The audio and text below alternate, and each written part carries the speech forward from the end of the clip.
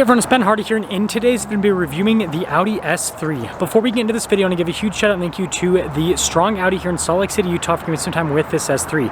I'm going to include a link to their website in the description down below so you can check out what they have currently. If you have any questions, just ask for Landon.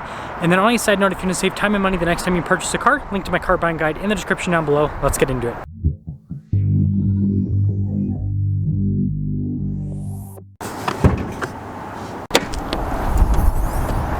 Powering this is a turbocharged 2-liter 4-cylinder that goes through a 7-speed dual-clutch automatic. Fuel economy is 23 around town and then 32 on the highway, with power outputs being a whopping 306 horsepower and then 295 pound-feet of torque. Now, before we move forward with this review, I do want to mention if you want to see more videos just like this, then I recommend you subscribe because I post content every single day. So starting with the hood, you guys can see here with all the lines that kind of arc towards the center. I think that looks really good. And then I love the new style of headlight design here with the S3. I think that looks really sharp. And then notice with the trim down below, it does have a parking sensor there. And then the grille's pretty much all blacked out. Do you have the S3 logo there off to the side with a little bit of red? And putting it all together, let me know your thoughts on the overall design here with the S3. Now around the side here, our tire wheel setup is 235, 35, 19 in the front and over in the rear. And you guys can see here with the wheels, you've got the silver mixed with the darker elements in the center. I think that looks really sharp. Red brake caliper there with the S logo on it as well. And then you guys can see how the fender pops out a little bit. Notice the mirror cap's blacked out. All of the window trim's also blacked out. And then you can see with the side skirt blacked out as well. And then here is your full side view with the S3. Now taking a look at the key fob, we have our lock and unlock function. We also have the opening here for the trunk as well as the Audi logo, and yeah, pretty sharp looking. Now popping into the trunk area, the S3 is not a big car by any means, but it has a decent amount of cargo space overall. Anyways, when you're all done, just plop. You guys can see the spoiler here at the top, and then notice the badges blacked out. And I love the taillight design here. I think that's really cool looking.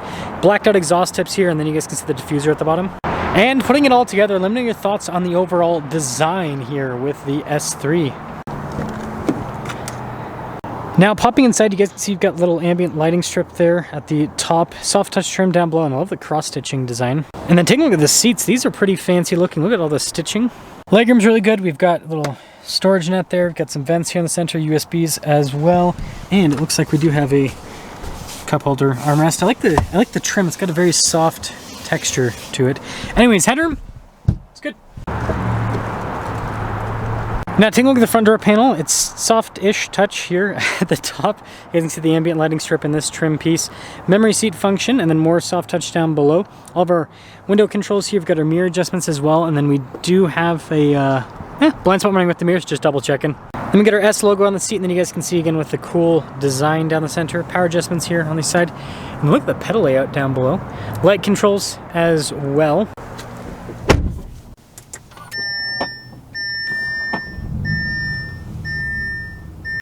Now taking a look at the steering wheel, you guys can see perforated on either side. I love that texture, by the way. S logo at the bottom. We got paddle shifters here on the back. And then we have our voice command volume controls. We've got our controls for the center.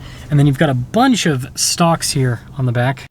Digital gauge cluster here in the center, which we can use to scroll through some different menus here. And you can change the view size with it too, because it's basically Audi's virtual cockpit. And then in reverse, we do have a backup camera with trajectory lines that turn with the steering wheel. Resolution on it's solid. As for the rest of the infotainment system, it responds quickly, as you can see. And then you guys saw the drive modes here. We'll actually put it over into auto, actually will be the drive mode. But yeah, easy to use infotainment system. And then we do have soft touch here on the dash, cool cross stitching design. And I love this with the Quattro logo. And then the glove box, yeah, nice soft touch. And then you guys can see here with the dual zone climate controls, we also have heated seats here for the front. And I like the actuation on the buttons, it's very nice. Your drive mode select down below, stability control, auto stop, start parking sensors, your parking assist as well. And some USBs here, the wireless phone charging pad. Then your volume control off to the side.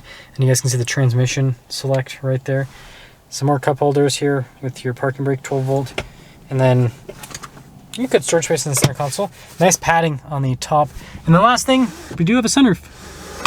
Now here's a quick look at the window sticker for this S3. Got all the standard equipment here. Then the options on this particular one. Anyways, total MSRP $56,235. Let's see how it drives.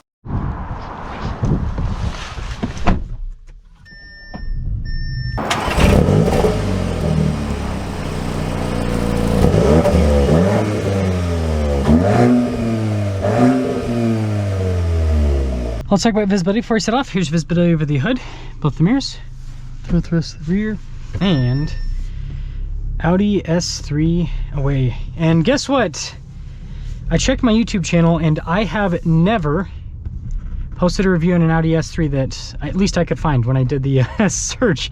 I saw A3 and I saw RS3, but no S3 reviews. I thought for some reason that I had reviewed one of these, but I guess that I never have for the channel. So yeah, this will be exciting to see what the S3 is all about, and you know, I'll kind of talk about my thoughts on this compared to the RS3 and the A3 as well. But initially, getting up and moving, smooth. The transmission is a smaller car, so when you go over bumps and everything, you do feel a little bit more through the suspension. It's not uncomfortable though.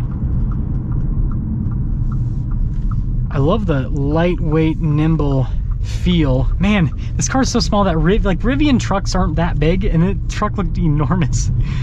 So yeah, it's definitely a small car.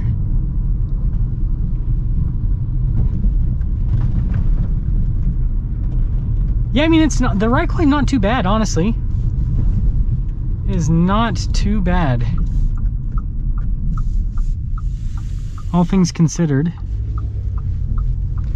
Love the torque.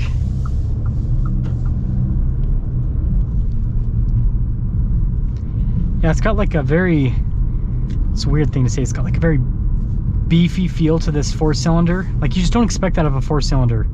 Usually they're kind of, especially in the torque, they're kind of wimpy, but this is strong so far. Pop it into the dynamic mode. Get back to you guys once I'm a little bit further along. We are further along and still in dynamic.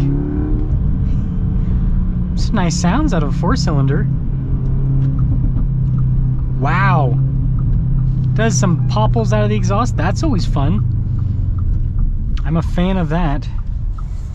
I am definitely a fan of that. But, oh, dang it, I thought I was lucky. I was like, ah, but no, it was a Mercedes. Okay, now we should be able to get up and get an acceleration here. Wow, it's quick. It is honestly quick. Pop it back into auto. Summing things up. I like the looks of this. You know, again, this is not a big car, so I mean, you could actually make this work as a family car, frankly. It would be a tight fit for the car, for like a car seat, but you could make it work. But as a daily driver, it's got Quattro. It's comfortable. It's fuel efficient. And it's fun to drive. Like, the steering is light, normal Audi fashion, but it still has a very fun to drive factor with it. So overall, I'm a big fan of this S3, and you know what I will say is, yeah, the RS3 does feel more special than the S3, but I imagine that these are a little bit easier to come by than RS3s. It's obviously less expensive than the RS3, and it's less, it's more daily drivable than the RS3. Like, the engines, this might sound bad, but the engines, because it doesn't feel as aggressive with the engine and transmission, it makes the car feel, yeah, just a little bit better on a, it would make it feel a little bit better on a daily basis.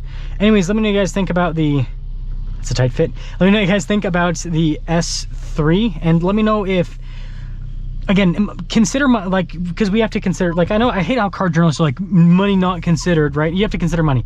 So with the, you know, the price difference, would you get A3, S3, or RS3? I kind of think the S3, although its engine's not as special, I think this might be the sweet spot.